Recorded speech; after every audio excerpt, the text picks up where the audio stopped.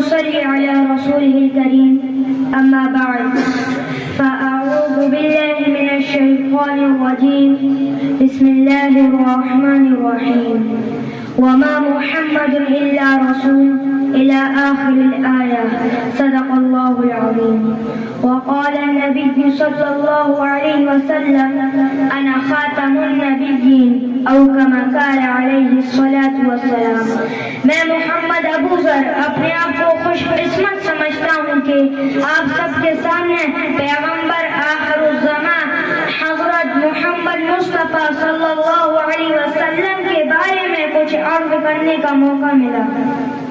محترم حضرات، وحشت کا طبقہ صحرا تھا، شعور کی روشنی ختم ہو چکی تھی، گھٹائے ظلمت زوروں پر تھی، گھر سارے ویران تھے، زمین تا آسمان بلکہ آسمان در آسمان جہالت کے سائے چھائے تھے، زندگی بے چین تھی۔ اچانک فضائے عرب و عجب میں خاموش آوازوں کی سرسراہٹ گونجنے لگی، منافقت کی لٹیاں ڈوبنے لگی، شرک کی جڑ کٹنے لگی، ابلیس بال نوچنے لگا، بت منہ کے بل گرنے لگے، نہ لات رہا نہ منات کے اثریت کے گرے، زمین بوس ہوئے، آتش کدے بجھ گئے اور کائنات میں نور کی روشنی پھیل گئی۔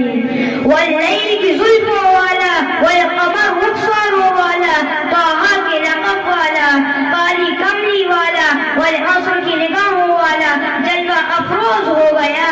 سورج جس کا غلام تھا، چاند جس کا کھلونا تھا، فلک کے ستارے جسے سلام کیا کرتے تھے، وہ مکین فرش تھا مگر مہمان عرش تھا۔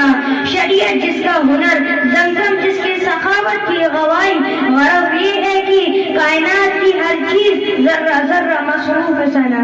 سامعین گرامی، مالک کائنات، خالق کائنات فرماتے ہیں، اے محبوب اگر آپ نہ ہوتے تو کچھ بھی نہ ہوتا۔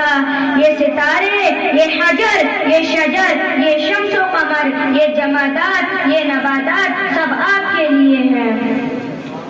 آپ نے وقت کی رفتار بدل کر رکھ دی، وقت چلتا ہے مگر آپ کی رفتار دیکھ کر زندگی آج بھی پا سکتی ہے معراج مگر آپ کے حسن عمل رفعت کردار دیکھ کر۔ وآخر دعوانا ان الحمد للہ رب العالمین۔